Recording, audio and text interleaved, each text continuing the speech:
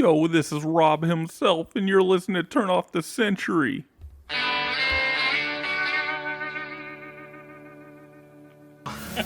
shit my pants at the fair. Holy shit! I'm taking a cab back to the hotel. I was partying last night with some frat guys. I passed out. I must have fallen down and broken something because I haven't been able to walk right since. How did the cartwheel get there? Maybe you stuck it up your ass. Yeah, very. How you do it? Pretty good. Oh, I'm sorry. Hello, I'm Johnny Knoxville, and we're about to test my rocket skates. Oh, fuck! I fell and fucked my ass. That's what's fucking wrong. When people tee off, when they're coming down with their swing, we're gonna blow these air horns.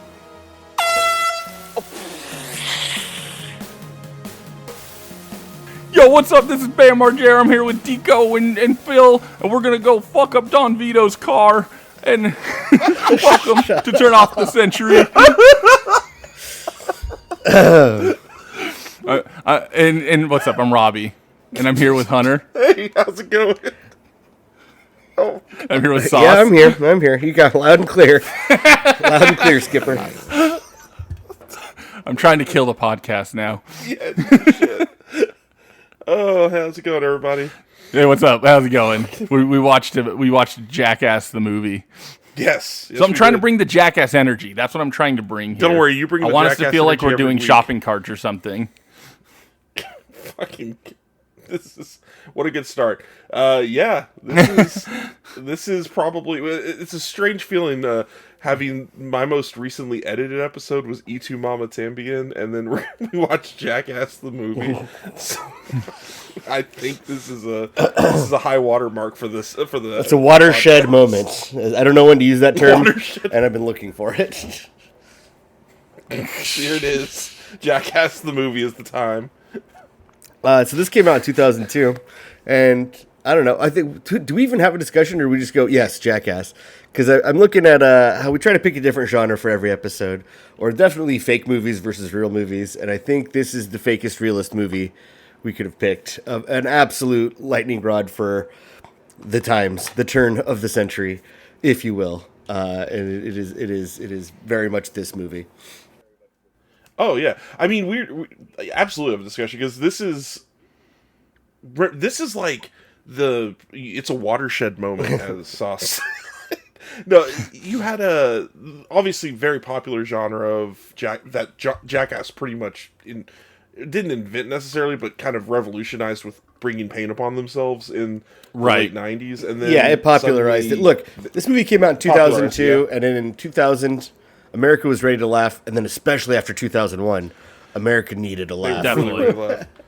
Yeah, and then like we're still getting Jackass movies like now, and tons of movies that ape this stuff. So it's like it's extremely influential in what it did. It's not only is it influential. I mean, even before the Jackass movie, I got into Jackass because just the show. I got into it from watching CKY. Yep.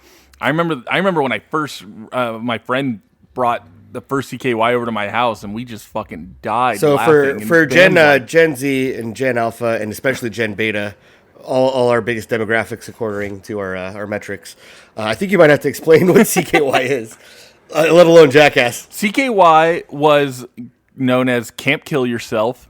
It was Bam Margera and Deco and Rab himself and all those guys. Basically, what Jackass did is they took all the guys from CKY, and then they took all the dudes from Big Brother magazine. So that was Johnny and Pontius and Steve-O and all that kind of stuff.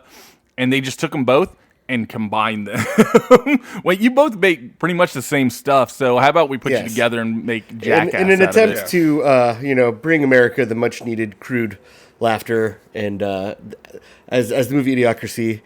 It seems to be like "ouch my balls," like style of comedy. Yeah. It is to give people in the same spirit of like skate videos, like very like home video style skits, where these bunch of fearless idiots, truly fearless, either try to perform a stunt that will involve hurting themselves, or they do something very gross that involves bodily fluids or harm to each other, or a nice little soup of all of that in one. And then we get the show you just combine Jackass, it. which premiered on MTV. So the thing about CKY, wasn't it a DVD? It seems to be my CKY was a DVD.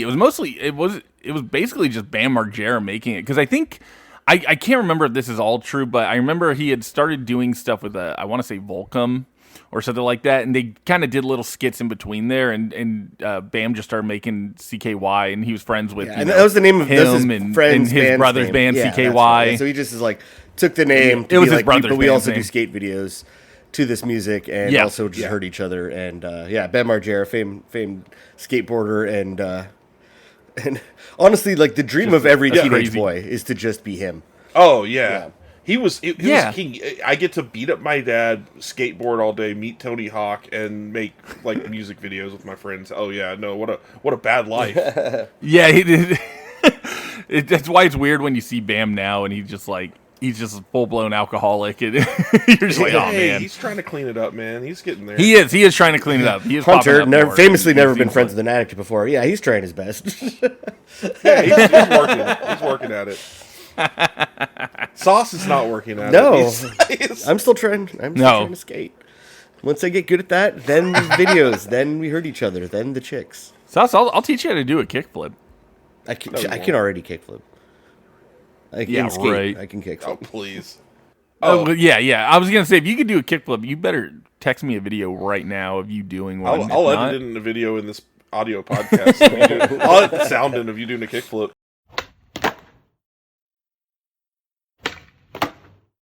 That's a good idea. Right here. The audience just heard a kickflip. Everyone heard it. I did it. Take me to the hospital.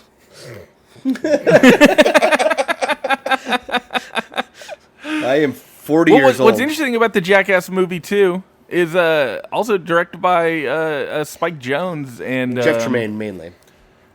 Jeff Tremaine, yeah, but Spike Jonze had a big part, especially within the movie. I think he had a lot to do with production, producing it and stuff like that. And I mean, he's one of the old guys in the movie too. He puts on the old guy makeup. Yep. Which, by the way, I know it's been done a million times. I mean, they did their own like spin-off, Bad Grandpa, all that stuff. Or not Right, Bad Grandpa, Yeah, it's called Jackass Presents Bad Yeah, Grandpa. yeah. it's Bad Grandpa. Okay, I'm not crazy. But I had a whole argument about it when I that- showed this they're- to my friends the other night. their old man makeup's really good. Like it's not. It's like really good. It's always been good. Like even like it's kind of surprising. I keep thinking back like this is 2002. Like there was way worse old man makeup running around in actual real. If movies. I remember correctly too, I think a lot of the reason why they started doing the old man makeup was because it was getting harder for them to go out in public because the show had gotten so popular. It was harder for them to go out in public, and they would keep getting recognized. So I think that's why they actually started doing more of the old man makeup. you could see it in a few of the skits. Like really early on, I guess we can kind of get into it. There's not really a plot traditionally. No, there's no plot. So I think This we're just episode going to be a start lot talking more, about shit. Free form stream of consciousness. Loosey-goosey. But also, I think like we should Yeah. get into like. I've seen all the Jackass movies before this. Watching this one, I had already seen all the Jackass movies except for 1 and 2. For some reason, they just blew right past me, and I think interesting. it just became that thing. Like Yeah, that's really everybody saw it interesting. opening weekend, everybody talked about it, and then don't get me wrong, me and Robbie definitely a basis of our friendship was running around and doing these kind of dipshit style videos. Yes. Which mainly meant like just property damage and like destroying shopping carts. Because it's like, well, okay, we Pretty can't really much. build a catapult, so okay, just punch him in the dick again. But I've Well, seen so I saw 3 fun. You guys, do you want a quick little anecdote about Jackass 3, the 3D one? Yeah. Okay, so I have a cousin who moved here from Iran. Like English, not so good yet. And he had been barely in the States for a week, and this had just come out, and this is like during the 3D craze. So him and another cousin we're like, let's take him to go see Jackass, and like I want you to make sure somebody's like never seen this shit at all before, just sitting in a movie theater holding the big bag of popcorn with the 3D glasses on, and it just opens with like a big ass taking a dump on a dinosaur, and he's just like, where the fuck am I? Where is this country? And we're like, you made it. Welcome. You're American now. Welcome to America, idiot. Welcome to America, asshole. And then you hit him in the balls, and you start Yeah. laughing. He could beat me That's up, America so for he you. did, after we tried those, but That's what's so funny about this movie too, because like I said, I had already gotten into like the early CKY videos even before I got into watching Jackass the show.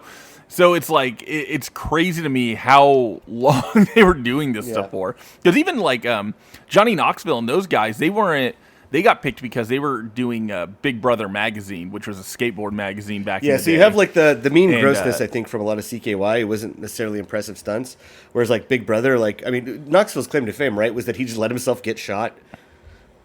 Yeah. Yeah, like he would. stunt. They did the self-defense tests where The they would like, self-defense test is insane. tase me and stun gun me and stuff like that, and they would try that whole thing out. Whereas like CKY definitely felt more like just the teenage boys hanging out and just causing trouble. You see the difference in the styles, like, which is cool. I think it's part of the fun is watching like the different skits and being like, this is definitely like a Bam Margera or like a Steve-O one, Right? You know, like this came from his mind. This is more elaborate. This is probably a Knoxville thing, and then like seeing what the origins are of everything. I also like, even though we say it's just like it's a bunch of vignettes, which it is. It's kind of funny. I actually like the returning skits that they kind of come back to occasionally, like the Party Boy Japan and stuff like that. They kind of do have a through line to a lot of it, which is fun to watch. I like that kind of stuff where it's like, oh yeah, well, there's obviously a moment here where we went to Japan and filmed a bunch of stuff. So here's like that's almost like the interstitial. It's like and now we're back to Japan. Sweet. Here we go. Well, we can also just opening up with that giant shopping cart. I think because that's the most cinematic great. part of the movie. Yeah. So because I think Spike Jonze did direct that part, and which is funny because Spike Jonze, I believe, also directed if you've ever seen the skate video, Lakai's Fully Flared. Very similar. In the beginning of Fully Flared, it's a bunch of skateboarders skateboarding, and they are shooting like. They're breaking through walls and like shooting bricks and shit at them, and they kind of do the same thing here in the Jackass movie. So yeah, you can tell all the budget was used on giant shopping cart, and then the end credit, which was like the same thing, but them as old people. with the old guy makeup. Yeah. Well, and going to Japan. Yeah. So I mean, that's so true. Jackass was a TV show. I think it did start in 2000, so it was like it already had a couple of seasons in it. I mean. Massive like overnight. I feel like popularity. It became like one of the last. Totally. I can't believe they're doing this or putting this on TV. And then just like the parents hate it, kids can't get enough of it. You know, it just felt so. I remember me and my cousin specifically like just throwing it on when it would come on, and we would just die laughing. Like me and my cousin thought it was the funniest shit in the world. Oh yeah, I was there every new episode. I tuned into MTV to make sure I got my in. Yeah. Oh yeah, we were insufferable. I mean, it came out at the worst possible time for our parents, I think, because I mean, it was 2000, like 2001 was really like when it hit everywhere. Like that was like everyone knew what Jackass was. Yeah, I didn't think you got enough reruns and then like, DVDs and stuff, so it's like it became Yeah, I was literally a freshman in high school. Like it was the absolute worst time for me to be exposed to a bunch of dudes beating each other up for fun. So it's just like my best friend like lived in a trailer right across from the high school, and we'd go there. He had it was like three brothers, and then me and my brother, and it would just be like, well, we watched Jackass, let's go do fucking beat up his little brother for some reason. And be like, yeah, exactly. No one's watching except us. It's everything that it's the same thing. It's everything that parents were worried about, like say, like remember like Simpsons and South Park and being like, this is going to be a bad influence. I genuinely believe the Jackass is actually a bad influence. Well, and here's the thing. And It's funny. It's funny with me too because since I started watching CKY, and CKY had a lot of skateboarding stuff, and Jackass has always existed in skate culture because Big Brother magazine was a skate magazine and all that kind of stuff. So I was already into skateboarding, and then they just threw. Oh, also they're mischievous and they like to punch each other and stuff, and it's like it was made specifically for a white boy in the suburbs. Yeah, in the it had enough. It was the fuck. I'm gonna. How do I put this? I can't. I'll just say it. If if Eminem was Hiroshima, then Jackass was Nagasaki. I guess you could say like it had in terms of destructive force towards white suburban teenage boys. Absolutely. No, that's absolutely correct. You got it.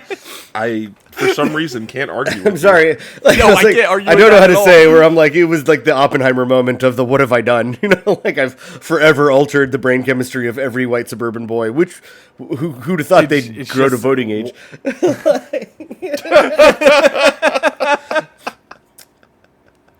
This was supposed to take us all out. This was our MK Ultra, Sorry. and we didn't fall for it. Yeah, I mean, It just made us want to go to Target and like get especially yelled because, at like I said, for- eventually you realize briefly. that they actually have like a show budget, and that's how they come up with stunts and like I don't know a set medic and things like that. Whereas like I think a lot Yeah, of teenage And boys pay- run and, out like, of pay inspiration for them very going to quickly. jail. They run out of inspiration very quickly and just go straight into like, well, what if I just hit him really hard or hit him with something? yeah, you kind of lose the cleverness at a certain point. Yeah.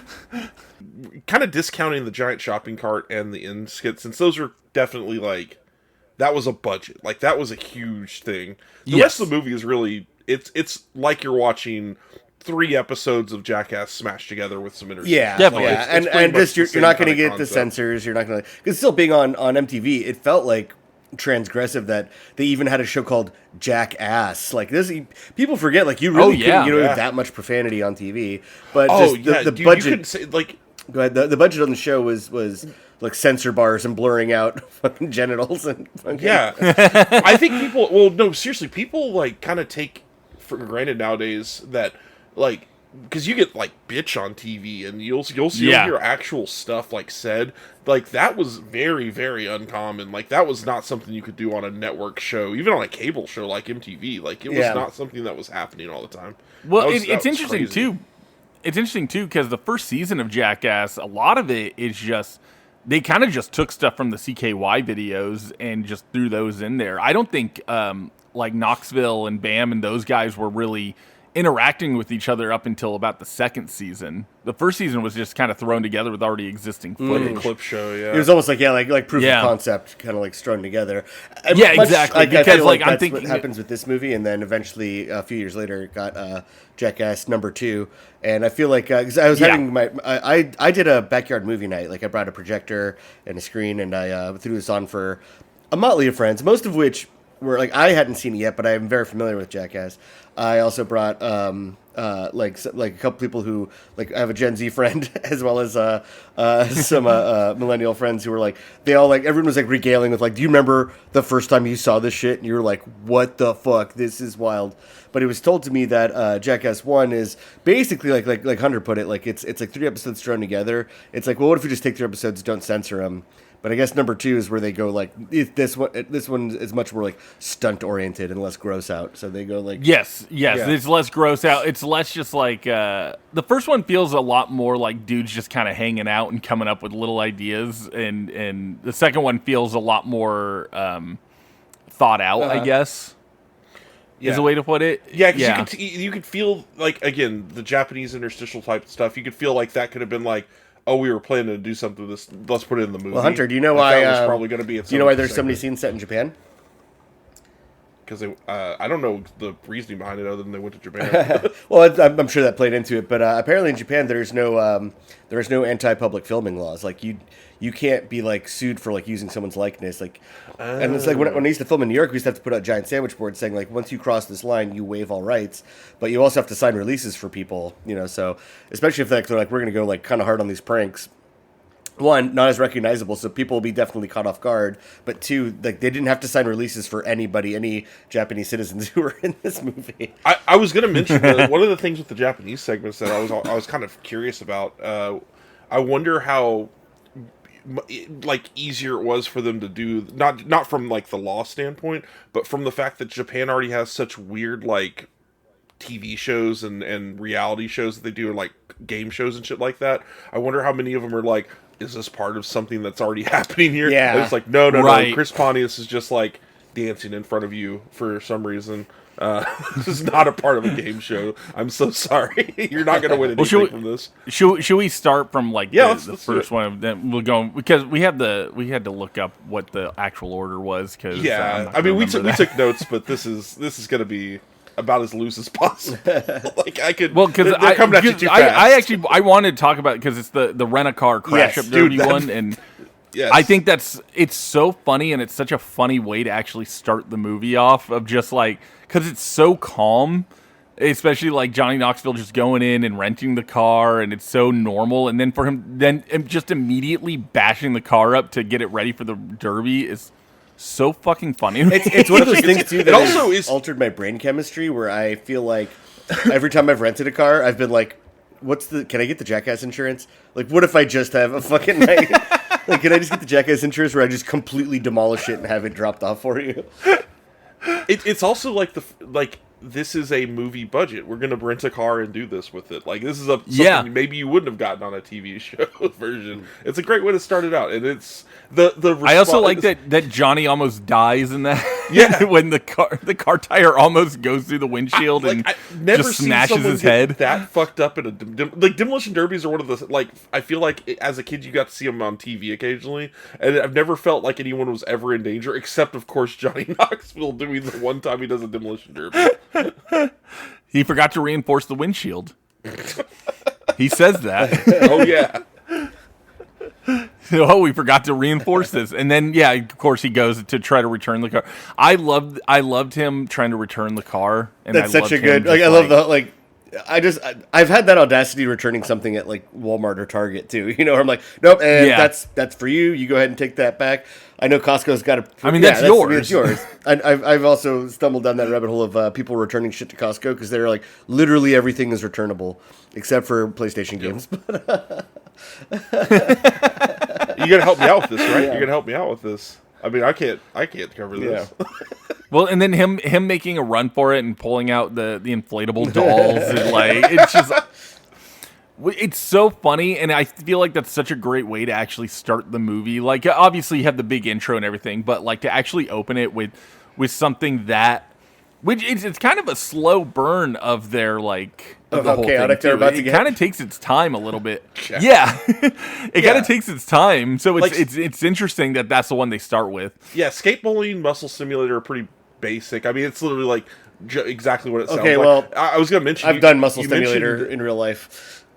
No, I Oh, yeah? I feel like no muscle stimulator. Not that is the one that turned into its own thing. You'd see people doing that kind of stuff. They even made a freaking tabletop game where it's like essentially a shot collar that you hold in your hand. where you hold it right. Yeah. That's, And then it goes, like, randomly. By that, 100% influenced. Like Yeah. that. No one would have done that if Jackass hadn't done. Well, these things already existed, but I even as far as just a couple years ago, I had a girlfriend who would like just slap them on one for actual like muscle treatment, but then I was like, all right, what happens if you put them all in one place and you just crank it and then run away and see if I can catch you? So, well, I didn't put it on my taint or asshole or balls. I definitely. No, that was my favorite part because Chelsea demanded when she heard we were doing Jackass, she's like, "Well, I want to watch this with you because it's been a long time she hadn't seen it." And that part when he's like, "Well, let's just put it on my taint," and Chelsea's like, "Wait, do they actually just put it on his taint?" I'm like, "Yeah." It's like there's taint right there, and I just love what he's like. Well, what if I put it on my balls? It's like, oh, okay, let's try it out.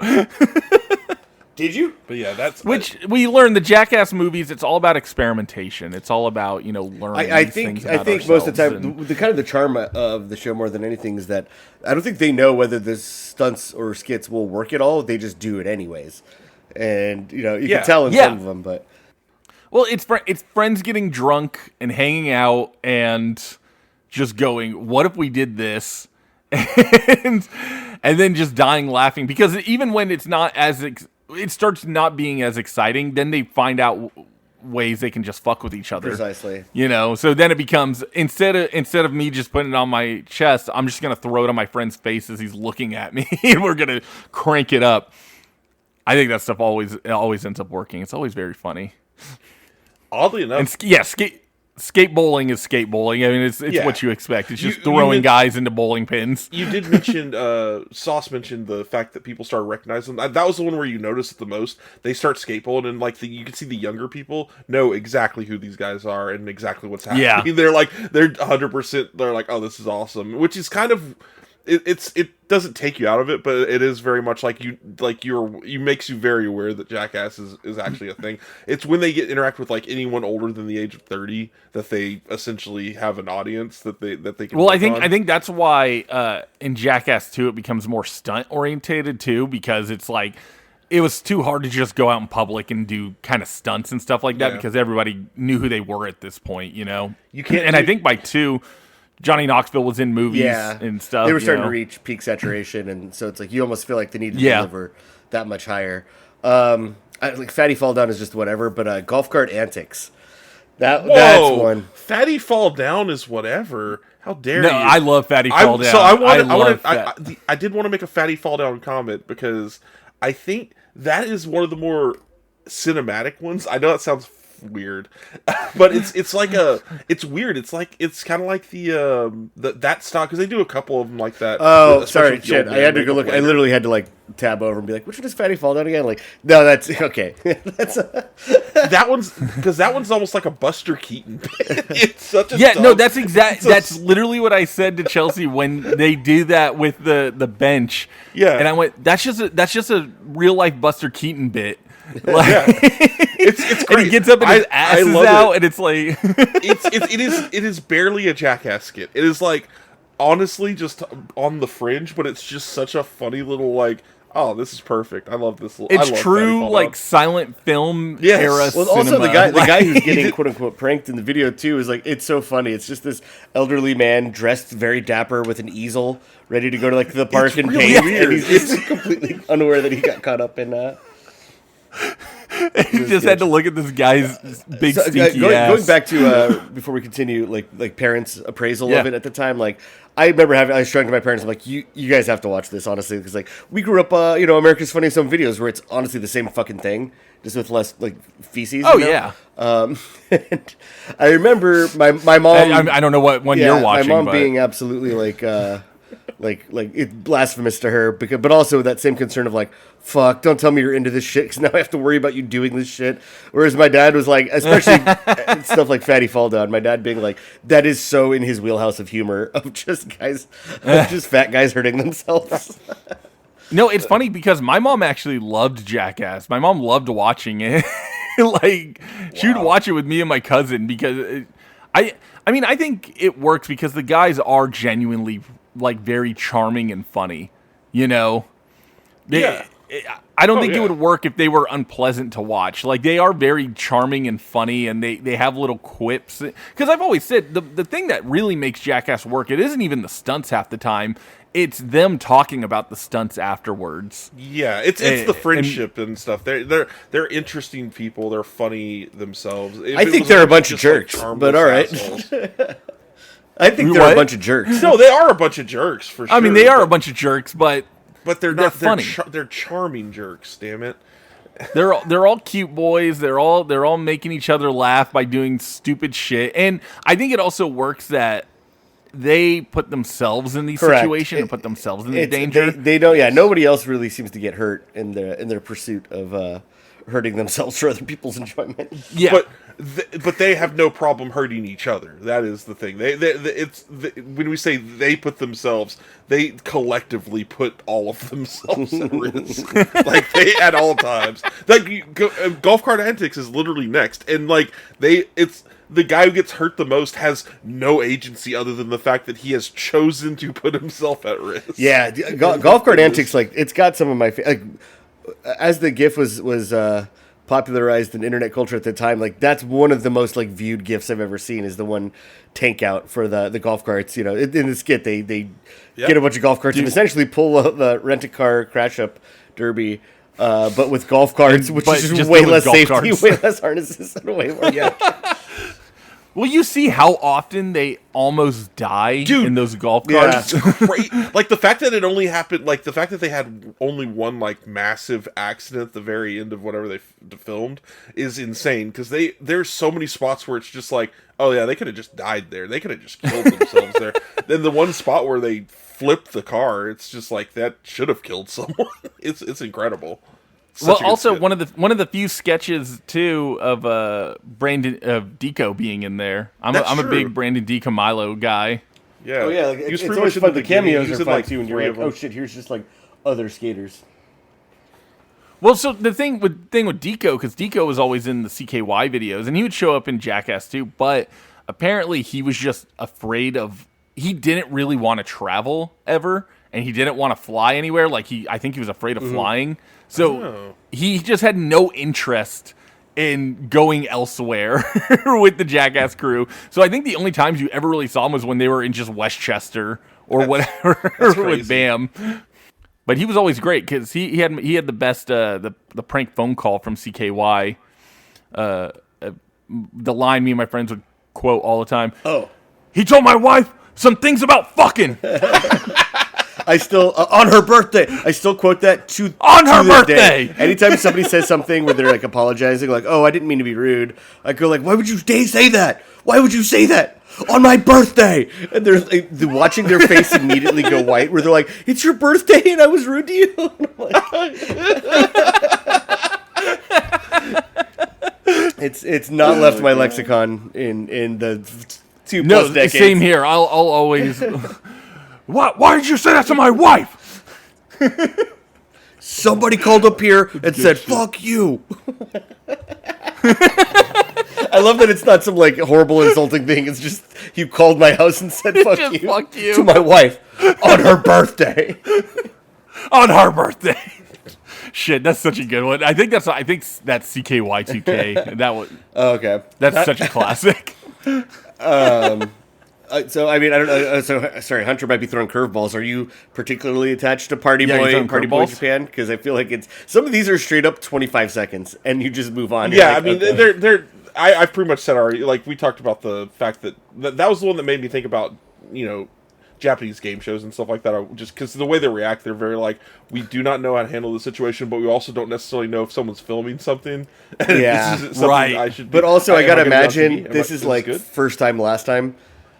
Like on one hand, yeah. like they're cool with it, but like now with all the streamers and stuff in Japan, and like how aggressively they're you being can't. like just straight up And they getting the have- shit kicked out of them for fucking around too much. Or like on one hand, it's like it's cool that it happened once in like 2000, but now, like, yeah. Now it's like okay, and now everyone can't be doing that. Exactly. Well, they're it's almost the opposite now because Japan has like shutter laws and stuff like that now, where you have to have the shutter sound on if your camera. Yeah, they've is had that for taking That's for right. smartphones, basically. So they've like literally they've said no. This happened. It was obviously wasn't this, but it is very funny to be like if it was like Johnny Knoxville shows up one time, they're like nope, shutter law, get these guys out. Yeah, of here. they call it Knoxville's law, and they. Well, sorry, kid, well, we're still talking about Japan. Suda51, famed video game developer, absolutely loves Jackass, and his character Travis Touchdown is Johnny Knoxville. Like he's openly said, like I have yeah. designed him after Johnny It's Knoxville. so modeled after him. You could tell even by his outfits and everything like that. Like it's so Yeah. obvious. Yep.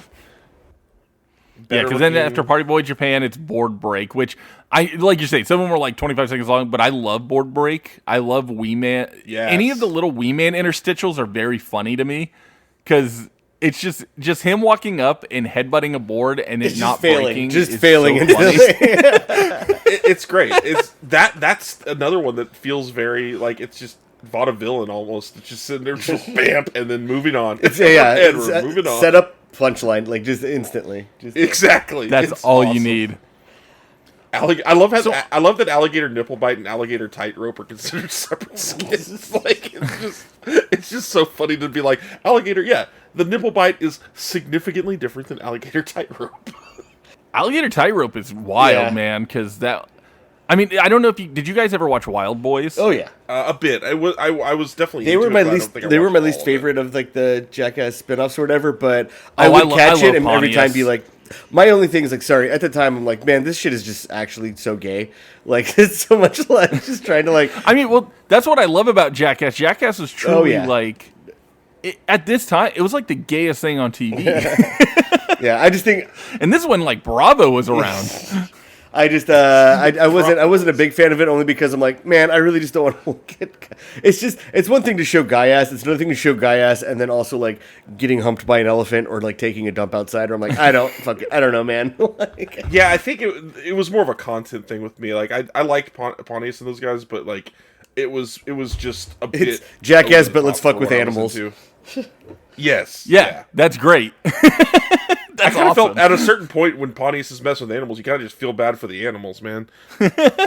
Except they always get fucked up. It's true. Animals aren't eventually. getting fucked up. I mean, like alligator tightrope here. It's like it's actually insane what he's So doing. it's Pontius, right? It's Pontius and Steve-O? No, it's Steve-O and Pontius. So it is kind of early Yeah. Wild Boys, but it's Yeah, I Steve-O's guess the true. one hanging from the tightrope. So for those with the who haven't meat seen hanging out it of his yet, thong. there's a tightrope over alligator pit at an alligator farm in Florida, and the whole time I'm watching it, I'm like, yeah, Florida. I feel like I've been here, you know. And he's in his underwear. Pontius is being Bunny the lifeguard. Gotcha. Here. So Steve-O's in his underwear attempting a tightrope walk, which he's never done before. He's not a tightrope performer. Well, he did go to clown college though. Not long enough. Yeah. As we see that he immediately fucks it up and hangs on for dear life while they're shoving dead raw chicken in his underwear, in his whitey tighties, to entice the alligators to snap at him while he's hanging on for dear life. It was good. Oh, I love that one. Dude, that rocks. Oh, you were talking about this is Proto Wild Boys. You're right. The next one It is Proto Wild Boys because they do a couple in the movie that I feel like it's very Proto Wild Boys. Yeah, I was gonna say the next one is Proto Bam, Viva La Bam. Viva La That Bam. hasn't started yet because those fireworks wake up. You get pretty much a couple, 2 or 3 like Phil centric skits. That I were love amazing. Fireworks Wake Up. is so good. It's so funny. What's really funny to me is when a lot of people kind of think of. I feel like when a lot of people think of Viva La Bam and like Bam specifically, they're not actually thinking of Viva La Bam. They're thinking of like the skits specifically in Jackass 1 because Fireworks Wake Up, beating up Phil, and then the alligator in the house. Like those 3 are all in here, and that's I think what.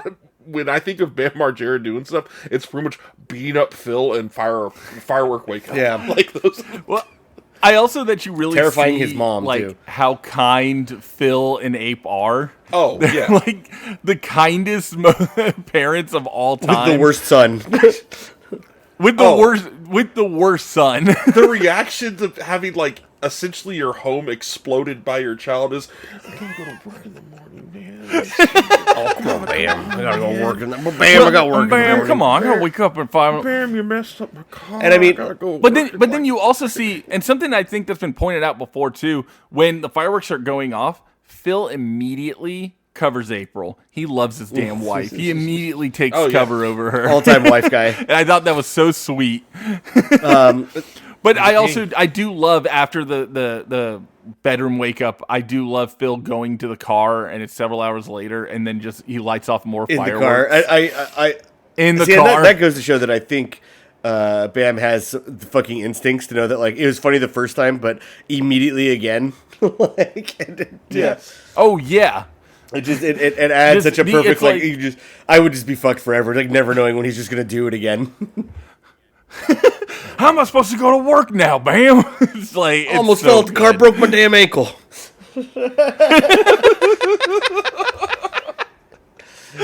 But it's great. Phil's great too because Phil just seems like such a sweet guy. Like he seems like such a sweet guy, and that's why it's yeah. funny that his brother is such a piece of shit. I mean, I know Don Vito's in like not here, but Is he dead? He died, right? Yeah, he In died. real life, yeah. Probably for the betterment of the young girls who would go see him for signings and whatnot. If you guys want to know, Google it yourself. We don't need to talk about it. So moving on to Shoplifter, another like it's so quick. It's just such a fucking like, all right, old man rock in stealing. I almost think inspired by that Seinfeld bit of like, yeah, just old people just steal because like if you get caught, you're like, what? I'm old. Like leave me alone. Oh, I definitely feel like yeah. they were watching Seinfeld and they went, "What if we just did that?" Because it's really what it feels It's literally like. ripped straight from that episode, yeah. But I love the shopkeeper in this one.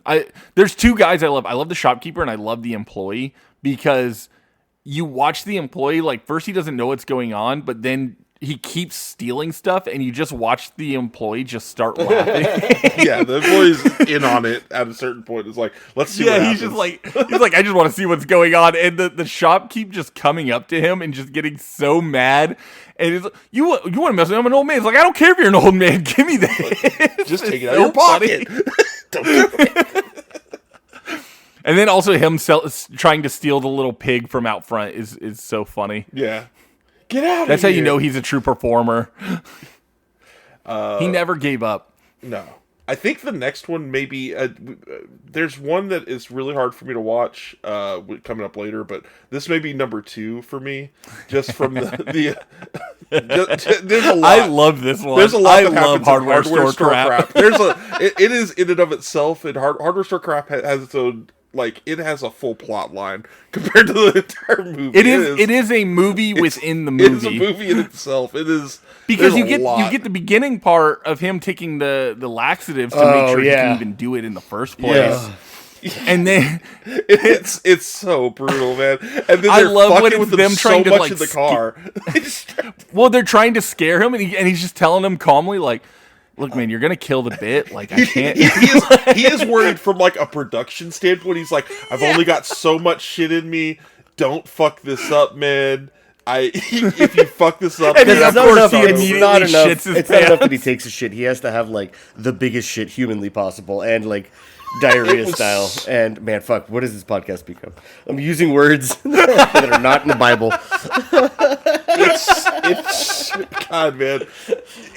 And then just when he shit himself, it sucks, dude. People are like projectile vomiting. Like, people are like, they are. It is the grossest. Like, it's a tough segment to watch, frankly. Like, the payoff, everyone incredible. has everyone has the great instincts. The moment someone starts throwing up, it's right in front of the camera. Oh, yeah. Everyone has the right instincts. Like, no, you just lean into it, you puke on camera. Like, you don't go somewhere to hide. It's so fucked up. It's so funny because it's like, that's the one where you get that. To me, this is a great one because you almost get the behind the scenes, because that whole front section is like a behind the scenes of the movie, like making the stuff. Yeah. Because you don't get that on all of them. You pretty much get the end result. But that was like definitely, we've got like a little mini documentary on how we did this skit, and then hardware store crap, and then it in and of itself is just a bunch of people shitting and vomiting, and then they go in. The craziest thing is when hardware store crap starts happening,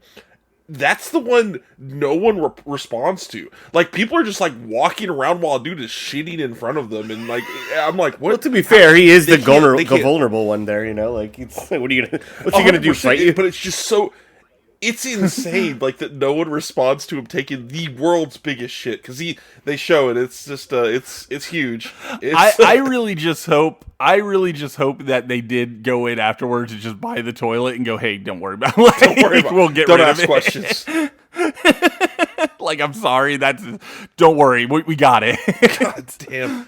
I can't imagine they did. Cannot imagine that happened in this world. I know, but a bunch of like 20-year-olds who are just drunk and on drugs. What is Clipper Cam? I can't remember. Clipper Cam is, I think it happens throughout the whole movie, but it's them with the clippers and just sneaking up on people and taking out chunks of their hair. Yeah, that's another one that's been memed on a million times since then. This is gonna be the most embarrassing thing I've said on this podcast. There's like a Family Guy has done skits with that Clipper Cam. Not thing. only that's that, one of the things they reference on that. Not only that, so I'd already planned to bring over a projector to screen it for some friends.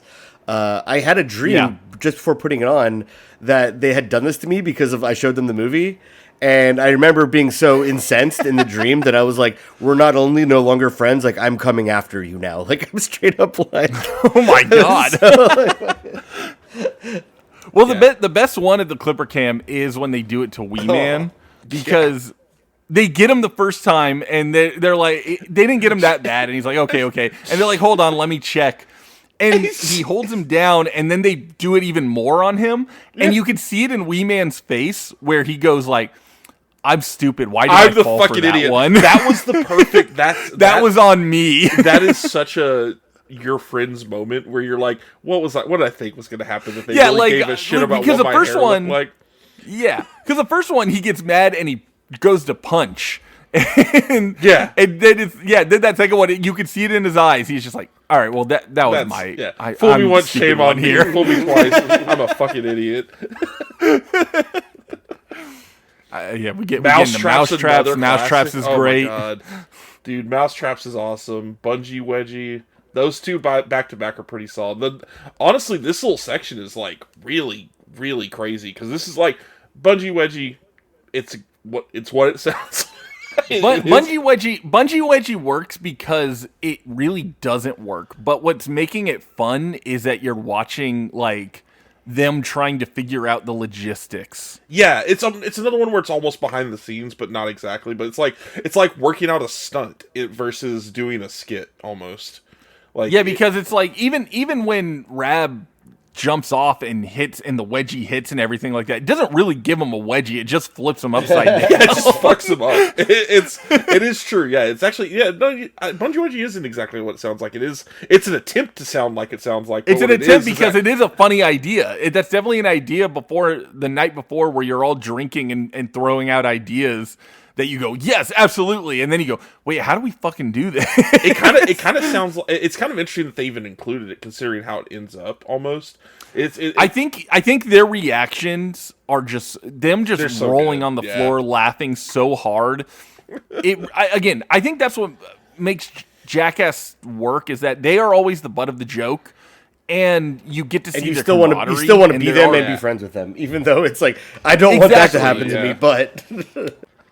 Yeah. But it reminds you of when you're hanging out with your friends, having drinks and saying and doing stupid shit. And it goes, yeah, I just want to hang out with these guys. Yeah. But then we get Riot Control Test, which is like, dude, this one is a bummer. It's fucking insane, dude. This is like going back to what y'all said at the beginning. This is like Johnny Knoxville is the stuntman type guy. Like this is dude, seeing that fucking shotgun. Oh my god, dude. That's how he got picked up for Jackass, was because he was doing the stuff in Big Brother magazine, and so that was him getting like the pepper spray and all that kind of stuff. So that's how he got picked up on Jackass in the first place. So this is really just a continuation. And I also feel like maybe we describe the sketches a little bit, because Riot Control Test is he gets a cop to just hit him with riot control gear. Yeah, it's painful, dude. It is really rough. You can see it on Knoxville's face too that he's like, I don't know why I'm doing this one. I think a less lethal.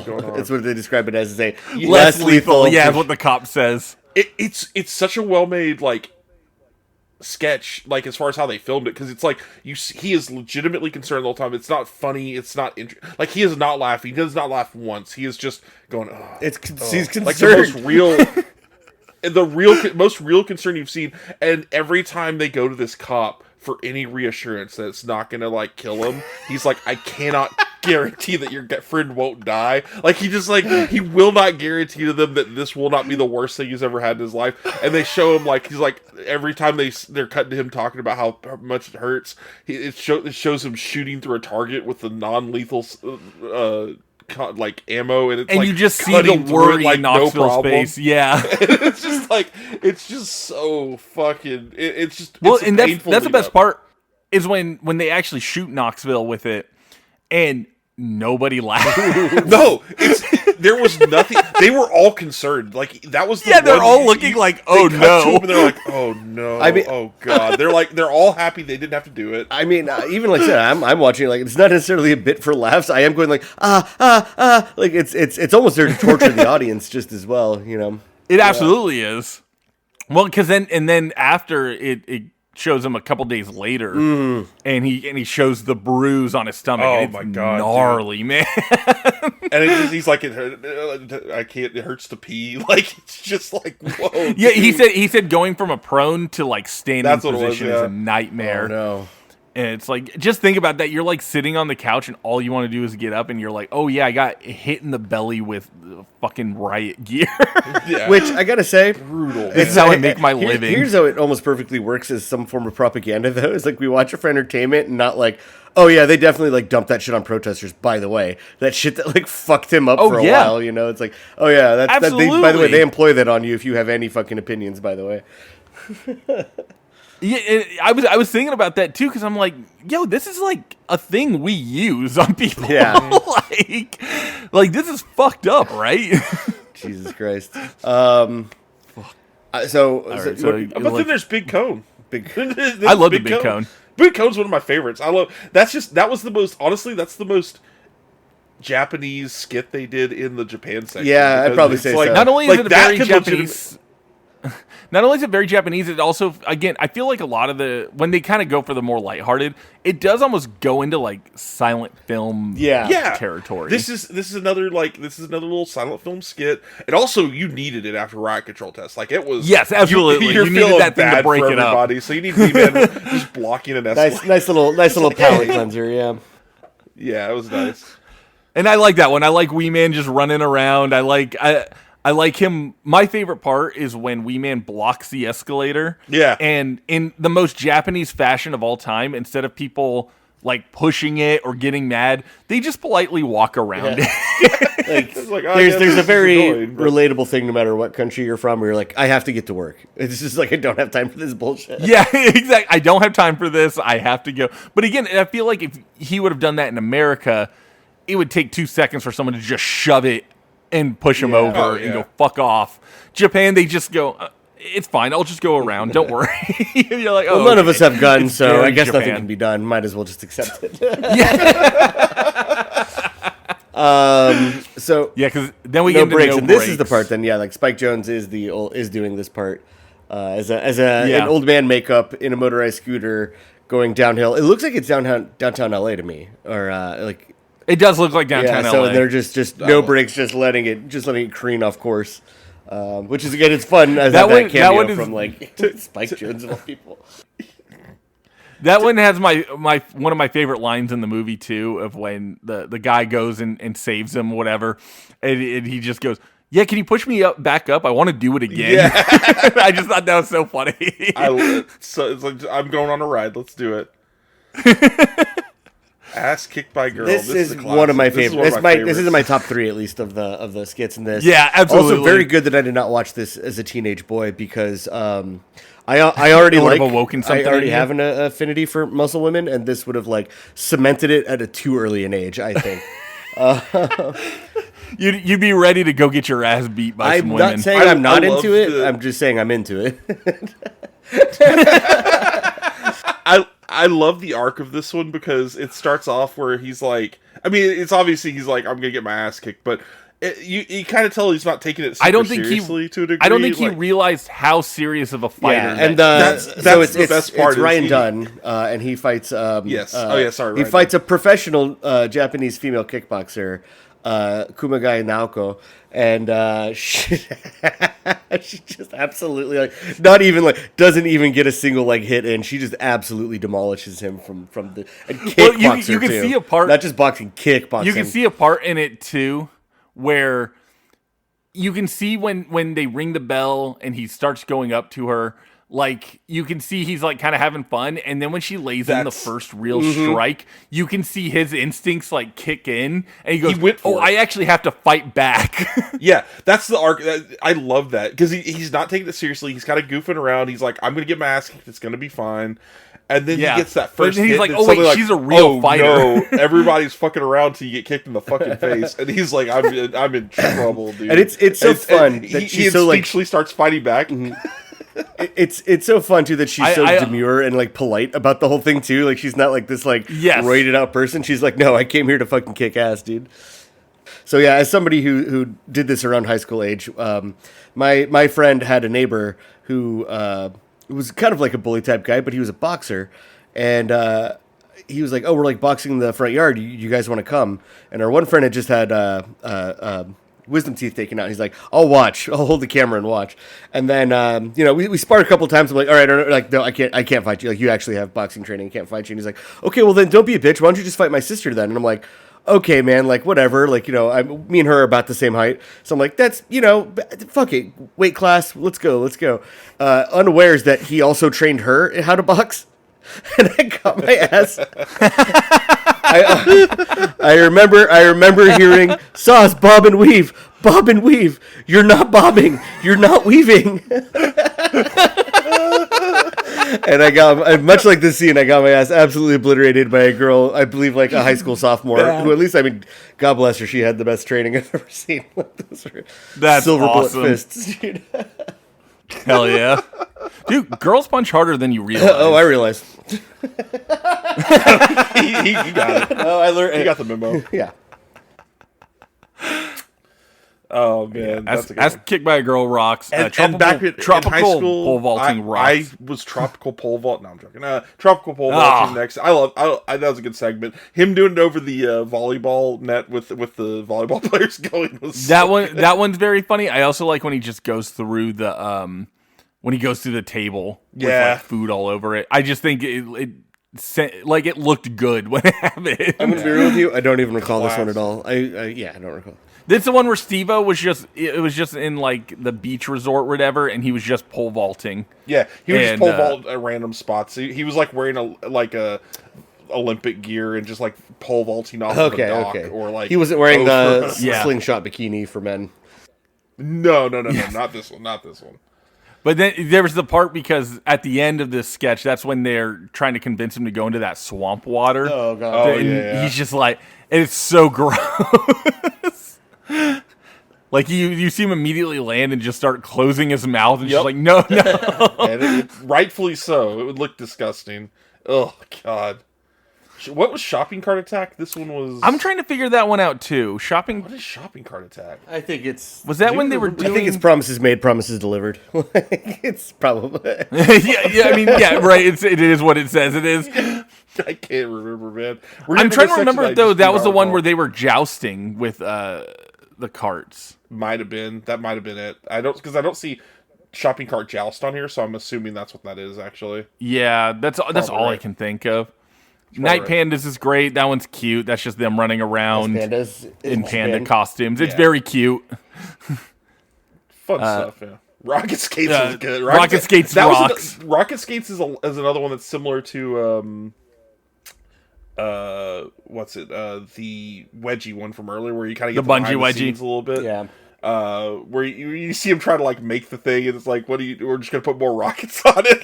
Which We're just gonna like put more. Which is something I've also I- done because just before this movie came out, Sonic Adventure 2 came out, featuring Shadow the Hedgehog, and I had rollerblades, and I was like, Oh, I had a friend yeah. who just got back from Mexico with a bunch of fireworks, and I'm like, just strap them to my rollerblades, and like, again, this is pre cell phone camera, so I'm like, fuck, it would have been cool to record that. I think I just did it for love of the game, and absolutely ruined my pair of Well, I pants mean- and caused a couple of second-degree burns, but... Well, I mean, I remember we played with fireworks actually quite a bit because I remember that one New Year's Eve where me, you, and our friends went out with bottle rockets. We're just shooting bottle rockets at each other. at each other. Bottle rocket fights and Roman Candles, fights. all like yelling out Harry Potter. And Harry Roman Potter candles. spells just- I mean, I straight up, I think I like burned my clothes off my body that night. Like, I think so. Yeah, I think every New Year's Eve we had someone had to replace a shirt because of Roman candle fights. Like their shirt would just catch on fire, and they were all. And it was the era of having like looser fitting like t-shirts, like skater style t-shirts. Yeah, and it's we not had our one fault guy- that shooting Roman candles is so much fun.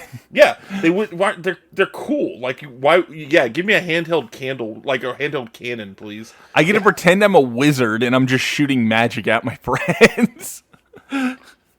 That one rocks. Roller disco Roller truck disco is truck. actually one of my favorites. This was one of the ones where you're like, we have a budget. This is a real one. So we can rent a box truck Yeah. and put streamers and strobe lights in it. Oh my god, dude! This was Preston Lacey's in this one, right? He's in the truck itself, isn't he? Yeah, he's the one driving. That's so right, He, that's he right, that's actually, Which which is very funny yeah. because he usually is the one who gets all the abuse. So for him to like drive them around and he knows they're just getting fucked up back there. It's good shit. Also, one of the funniest moments of when the truck stops, and I can't remember who it is, but they just roll all the way into the end of the truck and just hit the wall. oh god, So this is oddly enough, of all the fucking stunts in this thing, this is the one I've had the closest like real life experience because when I was in college, I was in marching band and we had a box truck that carried the instruments to the stadium. and the tuba players were doing that. That was like being a part band of our kid is thing. just like all this lore is like clicking into place. Well, when you're a freshman, you have to. They would make you get in the box truck in the back, and that's how you got to the stadium essentially. Fucking freshman. And we. Sorry. Yeah, well, we were definitely in there, and the driver would frequently like since we're just back there with loose like instruments, and they would start like swinging it and stuff just to throw us around, and so I'm like getting thrown around and having like a sousaphone case like crash into me and like getting thrown against the wall of a box truck. That's so funny. Jesus fucking And sucks, you dude. know the guy is just doing it, just having a time of his life. Oh yeah, it sucked ass, dude. It was so funny. It sucked. Definitely could have killed one of us. Fucking ruled. Loved it. But I like, think did anyone technically die? a more painful version of the roller disco truck because it was actual heavy instruments hitting us. So, That's so cool. yeah, I love that stuff. I wish I could be the driver for that truck. Yeah, I did get to drive it once when I was a sophomore. So there you go. And you got to throw around the freshman. 100%. Yes. Yeah. Oh man. Wasabi. I love that the name of this one's called Wasabi Snooters. It's such a 2002 way to call that. It's like Snooters. what? Dude, this one fucked me up. The idea of snorting wasabi. like fucked me up. Hell, just this eating one it with again- your mouth can like elicit like an unfortunate like sinus fucking reaction. Yeah. But this and one then you 100% just people have voluntarily done more. snort it. Yeah, but this is the kind of thing that you do on a TV show or a movie like this, and you know that this one's getting copied one of the most because it's the most accessible thing that you can. Yes. Like, a bunch of idiot kids at a fucking sushi place, and you're like, just snort it. And Well, you know, and what something that's fun about this one, you can tell that like whoever the guy running the sushi place was there, they were already in on it. It probably seemed like they closed down the shop for like the crew to be able to eat there and whatnot. Yeah. And they probably came up with the ideas because I like the very beginning when Steve goes, give me a bunch of wasabi, my good man. And you can see the sushi chef just like kind of laughing and shaking his head. He's like, all right. And I also do love the bit talking about being a performer of after he does it a couple times and then he puts it on his hand to just do it one last time. It's preceded by just absolutely fucking puking and losing your shit. Yeah. oh god. See, it's like it has to show you like they can come up with something really crazy, but there's some things you're like, yeah, just instant quit, just fuck off, fuck this shit. And then I guess we got a couple of these are all like kind of Asian themed in this spot because it was sumo wrestlers and the Gong.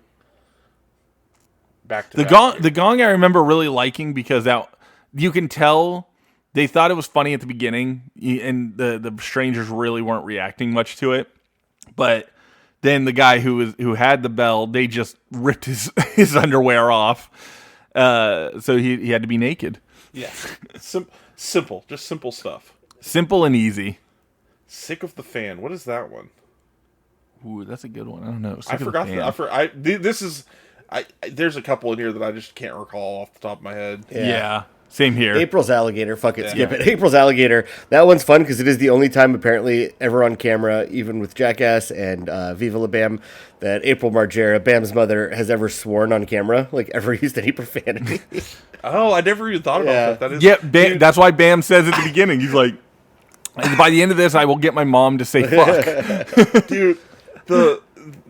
Again, her reaction, she's just like, Phil, how did you not notice there's an alligator in this in the house? So yeah, anyway, She's like, mom comes "Oh, home to man." alligator in the kitchen, and it's a real one, and she freaks the fuck out. Yeah, She doesn't know simple what to concept, do. incredibly She's just well done. screaming. I also love like how cute the actual house is. Like you can tell all the little flowers and shit on the walls. Oh, Like, yeah. she definitely painted those. There's and, like, definitely I some think it's very live, cute. laugh, love going on in the kitchen. Yes. Oh, So I love that one. I think that one's so much Yeah, fun. and I so love cute. cooking with And wine, so- and sometimes I add it to the food. She's so wholesome, man. It's just Yeah, she's the best. I love her. and Phil being the wife guy he is, the fact that he's just like, he'll jump on and protect her from fireworks, but doesn't know there's an actual alligator, like a 10-foot alligator in his home is the funniest thing to me. It's just like, he's got like 3 places he's probably going in that house. He's sitting in the recliner, he's going to the bathroom, and he's going to the bed.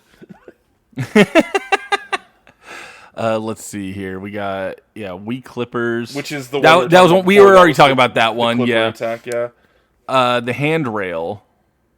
Which one was the handrail? I think it's he just in the fat suit scoot down the handrail. Oh, that's right. Yeah. Oh, yeah. No, that's that's when Sweaty Fat Fucks. That's Sweaty Fat Fucks. That's Oh, wait. No. The handrail was great because that was the one where they try to get Johnny Knoxville to grind down the hill. That's where Eric Costin is there. Eric Costin, that's right. Yeah, one of my yeah. favorite skaters. Yeah. That one is so funny because you could see Johnny just being like, why am I doing this? This is a bad idea. Yeah. And he actually makes it pretty far, and Eric Costin points that out. Like, he made it pretty far, but then also just completely eats shit, which, I mean, it's great. Great stuff. It's the perfect combination. It does better than you expect, also eats shit.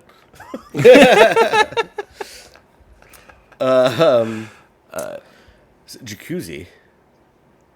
Yeah, I can't remember what Jacuzzi I'm gonna be is. honest. I'm distracted because the next one up after Jacuzzi Is which Paper none of Cuts, us which I think, remember, fuck. is the one that is the most unwatchable. Me and Robbie were talking about this. It hurts too much. When I came into the recording, I was like, man, there's only one skit in here that I just can't really get through. And he immediately was like, was it Paper Cuts? I was like, yep, that's the one. I can't, dude. Paper Cuts. It's the one you can feel. It's the one you feel like you've thrown up. You know what throwing up feels like. You've had diarrhea. You've seen this stuff. But Paper Cuts, when it's happening, you're like having phantom limb syndrome of Paper Cuts. It's such a relatable. I mean, as when the movie came out, I feel like this is the one that I like got referenced the most. Where they're like, "Dude, the paper." It was always, "Dude, the Paper Cuts," and then Paper Cuts on the eyelids. I'm like, I fucking can't, dude. Oh, why'd you say that? Fuck off. The one that always got me was in the mouth. Yeah, which I've done as a stupid fucking 7-year-old, like just not even thinking. God damn it. Also, man. my favorite part about that one is I like that you can tell they had probably no other ideas and they were probably just getting high and drunk in their hotel room and they went, what if we did this? Because you could tell they're all just hanging out. I don't think they ever had it planned. No. It really seemed like they just went, fuck it, let's just do this. It's insane that one of the most off-the-cuff moments ended up being probably the most defining one for... Maybe not the most defining, but one of the most defining skits from this whole thing. It was crazy. I mean, it's pretty defining. Like, when they go in between the toes, man. Dude! Fuck. Oh my god. Editing this section of the podcast is going to be impossible. Well, and then you think about it afterwards, too. You think about, like, how they must feel after they're done filming everything. Yeah. God. Okay. That sucks. And that's Paper Cuts. Fuck off, Paper Cuts. Off, oh, my God. God damn. Oh, Jesus. I'm like Fortune sweating. teller's great because that's just Party Boy. Oh, God. Give me a second. Okay. No, I'm just I'm sweating, man. I'm just like, Paper Cuts makes me feel a certain way. Oh, I didn't know you. Are That's you awesome. do you have like a visceral reaction to just remembering it? Apparently I do. I don't fucking know, man. This is weird. It's fucked up, anyway, bro. Continue. Sorry. The fortune teller I really like. It's just Party Boy fucking with the fortune teller in Japan. That one's just very funny. Yeah. Just because I like the fortune teller's reaction to it because you could tell he's just kind of like, I don't know what to do with this, but I get. Yeah, just doing their best to go along with it. Yeah. All the Pontius stuff is like that is really good. Pontius is very funny and very charming. Yeah. Oh yeah. Sweaty Fat Fucks. This is the fat suit one with Tony Hawk. This is Bam and Tony and Matt Hoffman. Matt Hoffman in fat suits, just honestly kind of filming a skate video because they do. I think they were actually filming it for a skate video. I think they just because you had Matt Hoffman and Tony Hawk in it. Yeah. And you can tell, like, they had the photographers there. So I think they're either filming it for a video part or for, like, a magazine or something like that.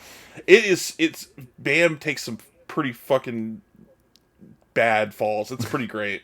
It is awesome. When he falls on the ramp and slides down, and then his skateboard like hits him in the face. Oh, dude. Yeah, that one is gnarly.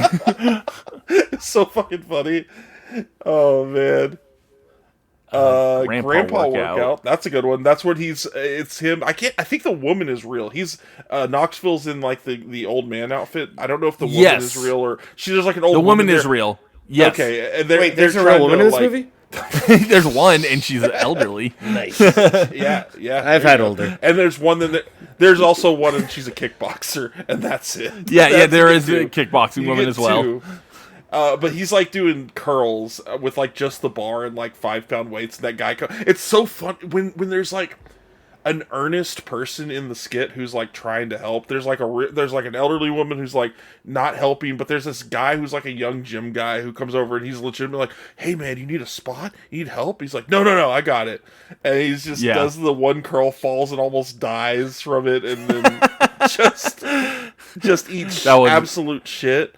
Oh my god! It is funny whenever they're doing the old man one, where it's like it is them just like you always get that one good Samaritan who can kind of come in and just be like, are we good? Are we good? Are we good? Yeah. And then you're like, oh, that's very sweet actually. Well, hey man, we're going into the next one, which I think is one of the best ones of the movie, is department store boxing. Okay, yes, with Butterbean, yes. The best single line of the movie is Butterbean. Okay, but also Butterbean. It's such a fun get because Butterbean was such a like novelty kind of knockout artist. Yeah, and I mean, also he's fucking huge, funny. And he's a big, huge guy named Butterbean. He's also great because I love when he's boxing Knoxville. And he just goes, "Come on, yeah, just give me one hit." Yeah, he's trying so like he's hard. being cocky about it, dude. It's so funny. But yes, you're right. It has the best line of the movie, which is after Knoxville got punched so hard that he started snoring. Oh yeah, he was asleep. He was out. He was he was out. And then the doctor's looking at him and trying to patch him up and everything, and he just goes, "Is Butterbean okay?" That is my line of the movie. It's like straight up, hands down. It's so good. Like, because not only saying it right after you just got knocked out, but like clearly probably has a concussion at this point. Yeah. I've never seen someone who has more actively concussed talking into a camera. He is done. He's absolutely done. And then it's kind of fun because then you get to see afterwards where he goes to the hospital and they're showing him getting his stitches and they're numbing him up and everything like that. It's just very funny.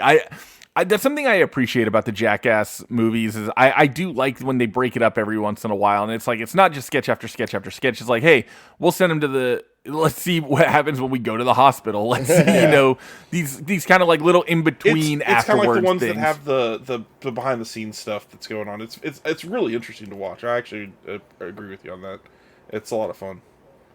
Again, because it's like you can only like the sketches are fun and they're funny, but like I think the real appeal and what I think kept people watching is that they're generally charming guys and they're genuinely funny guys, you know. So it's fun watching them hang out. And I think they realize especially with this that you're showing people 90 minutes of this stuff. There's a different pace you have to do when you're having to do it for an hour and a half. You know, it's you can't just keep. I think there's a deliberate track list order essentially that they put these in because I'm like, you can't do wasabi shooters after paper cuts because it's like, man, fucking God. Stop talking. That's about too much. cuts, Yeah, man. yeah. You need. Yes, Hunter's gonna pass out. Yeah, I'm gonna die. Is Butterbean okay? Fuck this. I don't remember what Sir Marcus is. I'm trying to think of that. Is that a Pontius one? With which one? Marcius. Sir Marcius. I don't remember that one at all. Fishwank. Fishwank, I love. That's weird. It's a weird one because that one's they're almost describing it on the side. There's a guy trying to explain that they filmed this and they knew that they couldn't just by filming it explain what is going on.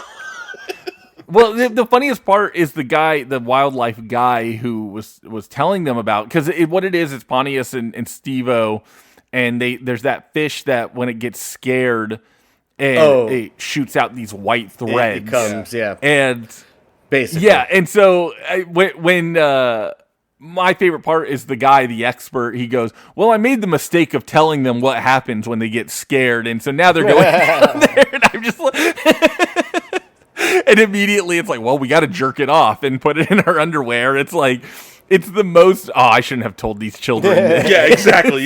It's a really funny bit though, because they're showing him explain it as they show the skit. It's good. It's a good one.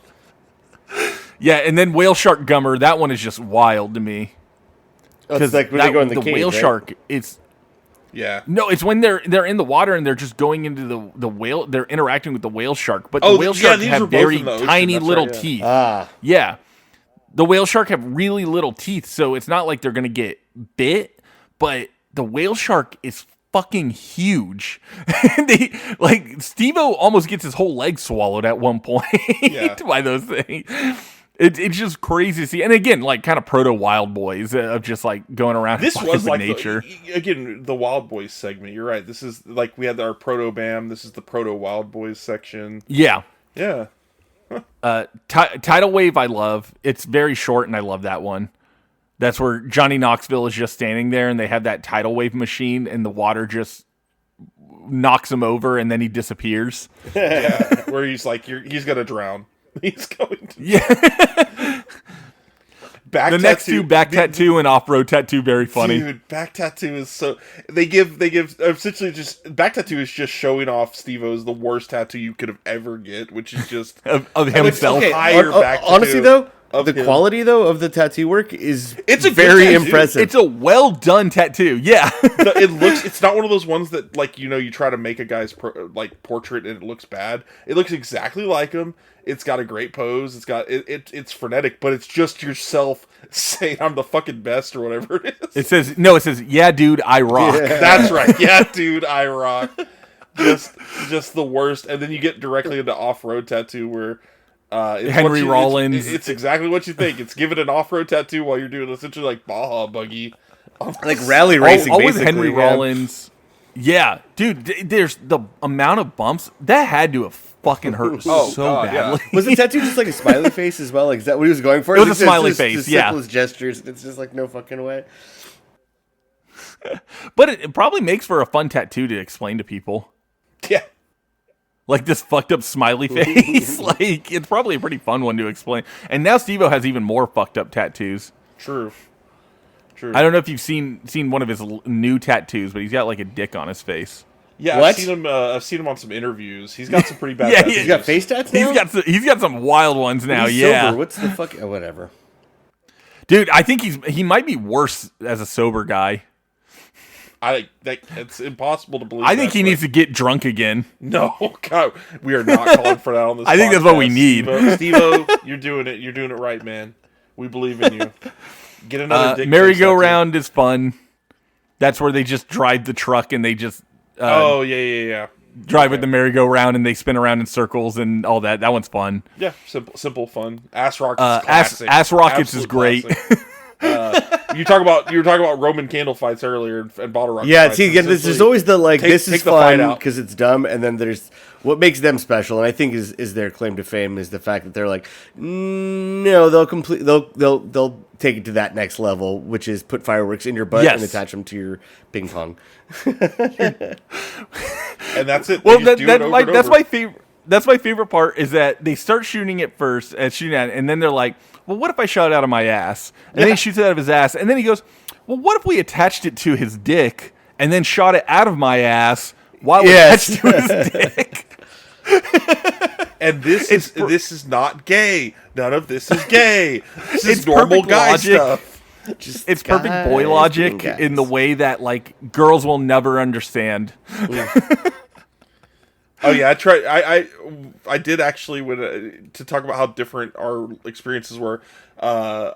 You told Chelsea you want to watch Jackass. She's like, oh, I can't wait to watch it. And I told my wife like, hey, I think I'm gonna watch the movie you want to see the least in the world. It's Jackass. And Did you make your wife? Exactly right. Did you make your wife watch this with you? You should have made her watch Absolutely it. not. No, she Okay. she did. So when I told you, I said backyard screening for my friends. We had one friend who's never seen an episode of Jackass, anything CKY, or any of the movies, and he watched it. And our plan was to watch the first two.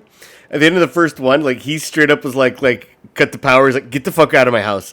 Like, he was absolutely not having any of it. He's like, what the fuck is wrong with you people? That's so funny. Wait, you planned to watch both movies and you went to someone who hadn't seen them. That's Well, we had a group of people who've all like at different points. Like, you know, my partner was like saying like oh no, like I remember like because like they're Gen Z. It was like I went to a friend's house for a sleepover and then they pulled out an iPad and were like, do you want to see the most fucking insane shit you've ever seen in your life? And he's like, I imagine two little kids like huddled around an iPad going, no fucking way, you know. And then meanwhile, like so same thing, like me and one of my friends who are like similar age being like, oh, did you and your friends also do this? And everybody looking at us like, you guys are disgusting. And then another one of my friends, our friends, we'll have her on one of the episodes coming up here, and once we hit starting next year.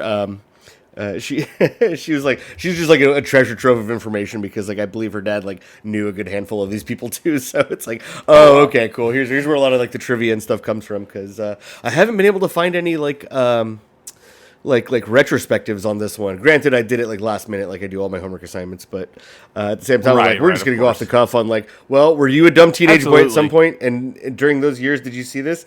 Then you'll know. Yep, dude. I mean, there's me and my cousin. When me and my cousin got so into Jackass, and it was just us. And then he used my uncle's video camera. And we just took that video camera everywhere, and we created the Justin and Robbie show. I think I've seen that. I think I can like watch it off the camera. I've seen some of those. Yes. Yeah. Well, I have a tape of it somewhere that he recorded it when he moved back to Minnesota with his family. He had taken a bunch of the stuff that we had done, and he put it on a tape, and he sent it to me. Get it on YouTube. Put it to me. Send it to me. I'll digitize it for you. Oh, okay, that's a good idea. Yeah, there's so much fun stuff of us just like dicking around in Carlsbad and like just being dumb teenage boys, and it's Jackass was absolutely the catalyst of that. Let's see. This section after Ass Rockets, this is kind of like the Act 3, if you can call it your acts, and it's a pretty strong way to end it. There's a lot of really good ones. Grandpa Falls Asleep, simple. This is just like. It's essentially... Was that also Spike Jonze? Or was that Knoxville in the... I think it was Knoxville. Yeah. Okay, it was Knoxville. It was just he falls asleep in the middle of an intersection. And you can hear people honking behind there. They get out like, you need help? And he's just... That's very funny. Good one. That one's fun. But Yellow Snow Cone... Oh my god, dude. It's a hard watch, but I think it also might be one of my favorites of the movie. Because something I respect about Yellow Snow Cone is his commitment to the bit. Piss?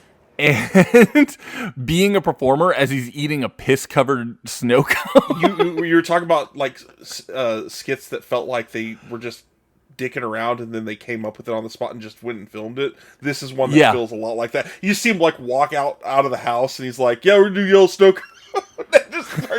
just watching his face. And you can see that it's probably the grossest thing he's ever put in his mouth, and you can see him suffering so much, but he also knows I'm on camera, so I'm going to do bits as I'm doing it. And it's like, I respect that so much. Jesus, dude. Oh, my God. Oh, man. Good. That's one of the best ones, 100%. Wee Kick is one of my favorites. Yeah, I love Wee Man kicking himself in the face. One of the most, I think you've seen that clip about 2 million times, even if you haven't seen the movie. That's because that's just like a common Wee Man thing. That's one of his tricks. That's one of his like fun tricks when he's hanging out with his friends. He can kick himself in the head. Look, I love Golf Course Air Horn. It might be my favorite one. This is my favorite golf carts and in the movie. I think Wasabi Snooters just because I'm like, look, it drives me insane. I like. There's a lot of them I like. We might rank some at the end, but this is legitimately my favorite one because it's so simple. But the people they do it to interact. This is like the only time where they actually do like fuck with people, but they're fucking with like. Rich old white golf assholes, so I don't care. White golfers, who gives the a only shit? like straight up like I'd rather be rude to them before I'm racist to Italians. I'll just go ahead and say it right now. Yeah, absolutely. But it's my favorite part. I love when they first apologize and the golfers are like, okay, and immediately go right back to it. and when he starts aiming at them and teeing off, it's so good. And ending in the best action For shot of Johnny's the whole movie. reaction to immediately start laughing at them is so funny. The best action shot in the entire movie comes from them just immediately lobbing the club at a complete 0-degree horizontal angle as it like comes like towards them. And I just love that they keep apologizing and say they won't do it again, and they just keep doing it. They just keep approaching. They're like, no, it's fine. This time is for real. Look, okay, we're just joking. Like, yeah, when he chucks the fucking golf club, and I love that Johnny just doesn't stop laughing. And his laugh is so funny because it is almost a very insulting laugh. Oh God, dude, having Johnny Knoxville laugh at you must be the most humiliating thing because it's just it's literally like it's like a cutting laugh. It's so bad. Yeah, golf course air horn actually rocks. I love that one. So funny. Mountain lion slap. I think that's where he just gets attacked by a mountain lion. I think that was very. It's simple. what you think it is. It's another Wild Boy skit. The Burglars is insane. I always think about how the Burglars, like the way they set that up, and that you talk about one that can really go fucking wrong, like the one that just could be If it was 2025 America, that one would go very wrong. Yeah, it would go extremely wrong. It takes off. That one is notable for just having the guy that like as soon as it happens, just bold. From the one black guy in the audience, smart guy, sees some nonsense going on, and he goes, "I'm getting the fuck out of here." When they brought him back in, they're like, oh, thanks for being a good sport. And he's like, when I see masks, I'm off. I'm out of here, man. I see masks. Yeah, man, he's right. He's right. He was the only smart one. He just took off. No, because the other people are just like looking like, oh, what's going on here? This is interesting. Like you can tell they're like completely oblivious to what's going on. And he is just gone. Yeah. He doesn't even. It doesn't even look. Off. He looks back for like 2 seconds when he first sees it, and his foot. He goes from like a seated stance to a full on run in like so half fast. a second. He's gone. It's great. Butt X-ray is essentially this. So butt X-ray is essentially the last skit. Yeah, basically. And they should put this out on Criterion. The X-ray of this should be the cover. It should just be that. I agree 100%. That one, it's so funny. The whole sketch is so funny. You see the lead up of him doing it in the first place, which is very funny, and then just seeing the doctor. His whole reactions and his whole like decorum and like professionalism, like is the fucking like my favorite part of this whole movie. Sorry, this one is actually my favorite sketch because it's the my god subtitling his skit, subtitling what he's saying to the person on the phone is so funny. The fact that Steve-O, they talk to him about it, and he's like, yeah, I was gonna do it, but my dad was gonna disown me if I did. And he'd be like legitimately worried about that. He's like, no, he'll do it. He'll disown me. It's over. I love to. I mean, rest in peace, Richard. Ryan Dunn. Yeah. R.A.P. Man. Ryan Dunn. I forget. Chelsea was telling me too. Like when we were watching, she's like, he was just like so charming. He was very charming and funny, and he had like an attitude about him that I think was very infectious. He always had like a good attitude about things, even when he was doing something he didn't want to do. like getting beat up by a kickboxer or having a car like getting beat up by a kickboxer and shoving a toy car up his ass. Going to what you're saying there, like he's like, we're gonna put a condom on. It's like, thanks guys. Like he's thanking them for putting a condom around a toy car that's gonna get shoved up his ass, and he's like legitimately like, Phil, thanks for thinking about me. Thanks, man. Also, that X-ray, for it to be as clear as it is so. Like, imagine if that didn't happen. Coming that good, like they right. It was so perfect. Like, imagine if it didn't show up right. You do the whole bit. It just looks stupid. Oh, that would Like the fact that you can see the car perfectly and you can see the little details, and it's just like you see the outline of his penis, and just like it's so funny. how'd that get up there? So I love the whole sketch too of like the coming up with like the cover story as to why this is happening to him, and like he's like, oh yeah, I just like got too fucked up, and like the doctor being like, you're gay, you went to a gay guy orgy, they all fucked you, and they put stuff in your butt because they use you like the slut that you are. I mean, it's in a rough translated accent, but I assume that's literally what he's like. He's just telling him that, man. Like, don't even. Yeah. Well, no, he said, yeah, I was at a frat party and I got a little too drunk, and then I woke up and I felt something, and that's what he told the doctor. Felt something. And I remember the doctor just talking to him and be like, "Don't tell anyone this." Is that you don't have to tell anyone about this. Just keep it to yourself. And I'm like, that's so funny.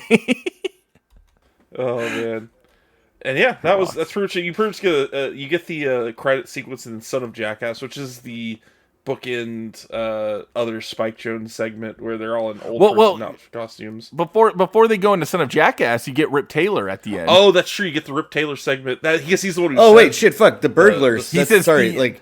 We didn't skip past that, did we? Yeah, no, we were talking about it. Oh, sorry. Where were you? Sorry, I dropped something, and I'm not gonna lie, I've had like 6 Sun Cruisers, so I'm Yeah, dude, we talked about the burglars. Sorry, we talked about the burglars pretty extensively. I think I time traveled. We need to talk about your drinking. I think I need to go to a doctor. There might be it's only because you put something up your ass, right? No, what I don't have repressed memories. No, I got your ass, dude. You can't even fight back. Yeah, when we get to Son of Jackass, you get Rip Taylor, and he's throwing confetti around. They fuck up a stunt, like it was some kind of like a Rube Goldberg thing, or like it was supposed to be way elaborate, and they're like, we actually aren't smart enough to pull this off. Yeah, we fucked this one up pretty bad, and then he said he whispers like "Son of Jackass" to Johnny Knoxville, and then they do a whole and then they get the old man. Yeah, they I think they use the same course, and they do like they're all in old man makeup and start blowing them up and doing it was awesome. Actually, the effects are pretty fun. So it's funny because I'm guessing Spike Jonze directed this part as well. I assume so. Yeah. If you've ever seen the skate video Fully Flared from the company Lakai, they do a whole opening. Spike Jonze directed the opening of all the skaters busting through like brick walls and getting like rocks thrown at them and stuff like that. So it's very funny watching this because it's like, oh, he pretty much did the same thing when he made Fully Flared. Yeah, it's great. Like they get hit with a car and they like do full on squib like. Oh, they're just launching them in the air and stuff. It's really cool actually. So apparently the Son of Jackass original I guess is that everybody dies except for Steve-O because everybody thought Steve-O would be the first to die from that. Yeah. Which sucks that Ryan Dunn was the one who died from it. Yeah. I mean, but hey, if you were putting money down, you definitely would have put it on Steve-O at the time. Absolutely, at that point too, because this is when Steve-O was at his most fucked up. Yeah. Well, it's funny too because I started noticing throughout the movie they were always wearing like Miller shirts, and they were only ever drinking Miller. And I looked up if Miller sponsored the movie, and they did. And the only one they didn't sponsor was 3 because most of them have to be sober. Steve-O got sober. Yeah, that's when Steve-O got sober, and so they were like, "Okay, we'll not have alcohol on the set while we do Jackass 3D, so we can like support his sobriety." Which is cool of them because they could have easily been asked. It is cool of them. It's cool of them, but I would have like been like, yeah, but it's in my trailer. Just you can come get it there. Yeah, which I'm going to tell you right now that it probably was. Yeah, there you go. Yeah. So, do you guys want to talk about some fun little like blurbs on the reviews for when it came out? Yeah, let's do it. Richard Roper, because it was Ebert and Roper after, that's called right. The Feel Sick Movie of the Year, and the film is a quote disgusting, repulsive, grotesque spectacle, but also hilarious and provocative. God help me, thumbs up. Whereas Roger Ebert gave it a low rating, but also being like, it's somewhere between a thumbs down and a sort of like, if you go watch it if you want to, you know. I would have expected Ebert to be the freak it's not the for freak me. of the two. Like, I know Ebert. Well, that's the thing. But you see, Ebert I don't think he's a fan of like junk, of like guy junk. He's a fan of titties. Yeah, That's true. There weren't enough titties. If there were titties, Titties we and would've musicals, lost it. yeah. He would have loved it. Mark Caro of Chicago Tribune gave it 1 out of 4 stars, calling it willful idiocy for idiocy's sake. Yeah, he nailed it. I mean, Perfect. he's right. Jeff Weiss, giving it 1.5 stars, said possibly the most irresponsible picture ever released by a major studio.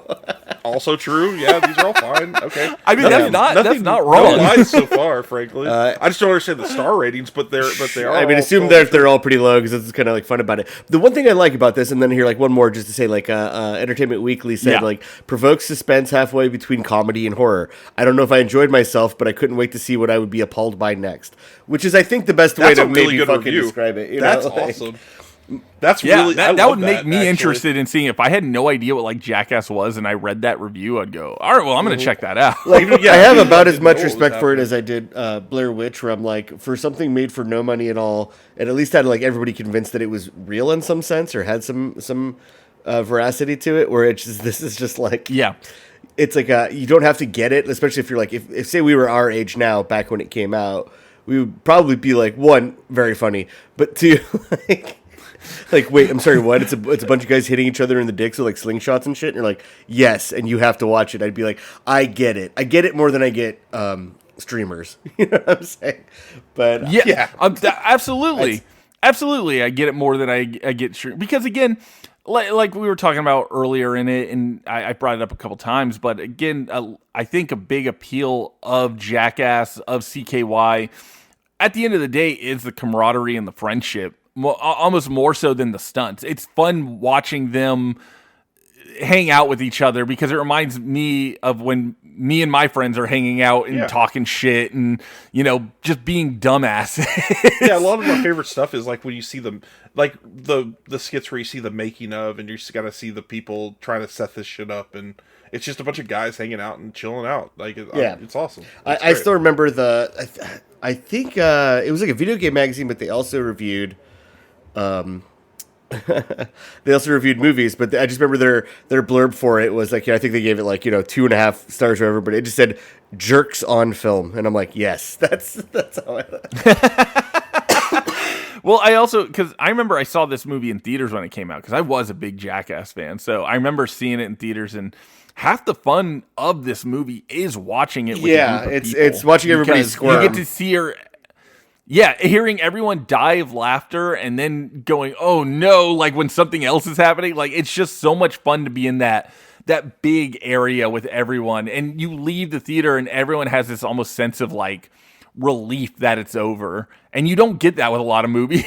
So going back to that review that Sauce had, you get that with horror movies a lot of the time. You get that like kind of, fellowship and relief when the movie's over. You get the same kind of feeling on Jackass. You're like, finally, we've gotten through the Rubicon. We have crossed the Rubicon. We're out. We did it. You've seen more taint and ball sacks than you have in any other movie, and you've watched them all get hit in the ball sack and in the face, and you come out like you survived the something. paradigm has been broken.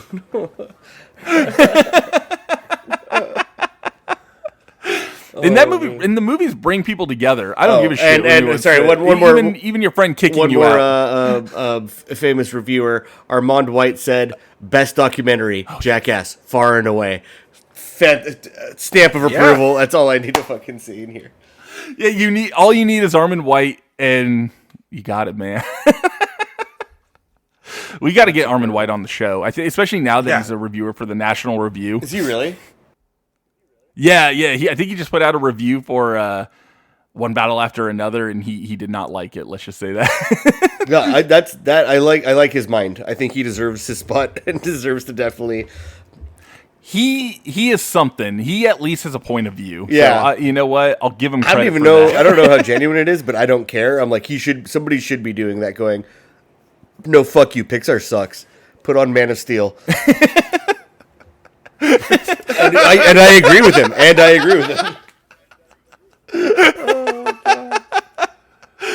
That's incredible. Well, I mean, kind of a loose episode, but hey, that's Jackass, man. It's a loose movie. I mean, that's Jackass. Yeah, it's what it loose is. and fun and a lot of laughs. Like Like, the slurs. We I recommend checking it out. For anyone who hasn't seen it, I recommend checking all of them out. If you're talking about like this podcast is kind of a time, like exploring a very specific moment in time and what we, experience the turn of the century, this is an important movie in that regard. Like, this is something to check out. It's a time capsule. It is a legitimate time capsule of the year 2002 and what people what a bunch of white teenagers were probably into at the time. I don't think people understand what like a cultural milestone CKY and Jackass and all that stuff was for, especially white boys in the suburbs, man. Yeah. When all you have to do is skateboard and go to Target, you just go, well, here's something I can do. But what if I could skateboard in the Target and then get a exactly, and they'll yell at me into something and get kicked out, and then my mom gets mad that we can't go into the Target anymore. But did you suffer any real consequences? Not really. Not really. It's pretty cool, actually. We need to bring that back. They don't have the loss prevention guy yet. That comes in. That comes later. That comes later. Much later. So that was Jackass. So what we decided what the next movie we're gonna do is. The next movie is pretty much exactly like Jackass. It's Lord of the Rings: The Fellowship of the Ring. It's the same thing. It's essentially a bunch of young guys hanging out, like kind of fucking around, being like, "No, do it. It'll be funny." Stunts. Yeah, Frodo starts out the movie. Goes, "Hey, what's up? This is Frodo. You're watching Lord of the Rings." And then just a ring wraith comes out. He puts on the ring. And disappears, and then just like comes like, "Oh shit, man! Oh man, I just saw fucking this ghost thing." Yeah. Schmeagol starts doing grinds. It's a whole thing, man. They make Schmeagol's wee man. Schmeagol kicks himself in the head. That'd be cool. So Jackass film accolades. Only one thing on the wiki. It says Golden Raspberry Awards. Category, most flatulent teen-targeted movie. Result, 1. That's it. Of course, it has to. Incredible. That's awesome. So could you check which Golden Raspberry Lord of the Rings one? It wasn't the most flatulent movie of its year. Too Many Chicks, says most incels online. Yeah. That honestly, that's true. That is true. Enough. Fair enough. But that is our next movie. We are going to do it. It's getting around. By the time this comes out, it'll be around the holiday season. Like, we're kind of bordering into like Thanksgiving, Christmas territory. And this is like, it was a movie that's constantly. I mean, it came out during Christmas, and it came out on TV around that time. A lot of the time is when you see it. So there you go. Yeah, and that was Turn Off the Century. And before you turn off the podcast, Hunter, hold Sauce down. I'm gonna stomp on his balls. I'm doing him. I'm Sauce. Get him. Hold him down. Get him. Get his ass. Yeah, I got you.